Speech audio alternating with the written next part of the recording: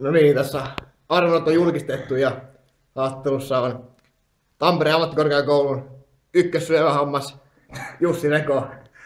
Mitäs vielä arvotulokset? Siellä tuli viime vuoden hopeamitalisti, paikalliskilpailija TTY ja sitten tuli Joensuun joukkue RDC ja vielä maanpuolustuskorkeakoulu. Niin mitä ajatuksia herättää?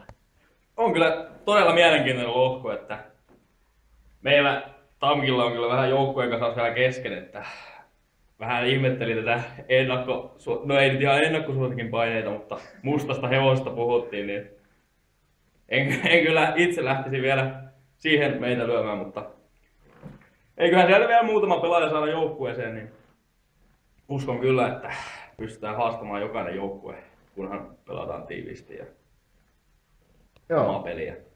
Teikäläisellä oli kovat tehot tuossa viime kaudella kakkosdivisioonassa, niin joko klassikista soiteltu, että No ei ole kyllä klassikista vielä tullut puheella, että tänään mennäänkin skouttaamaan klassikin peliä, että kuulin vähän huhua, että siellä saattaisi olla happeen pelaajia Riemun joukkueessa, mutta nyt oli sitten tullut jo uutta tietoa, että happeen kairasi tuosta finaaliin, niin se ei sitten taidakaan olla mahdollista, kun se 4. finaali pelataan päällekkäin näiden kisojen kanssa.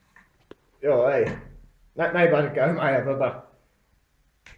ja vielä jos kysyin tuosta, että tosiaan tuossa analyytikko Henri Pelkonen povasi A-lohkosta kuolevan lohkoa, niin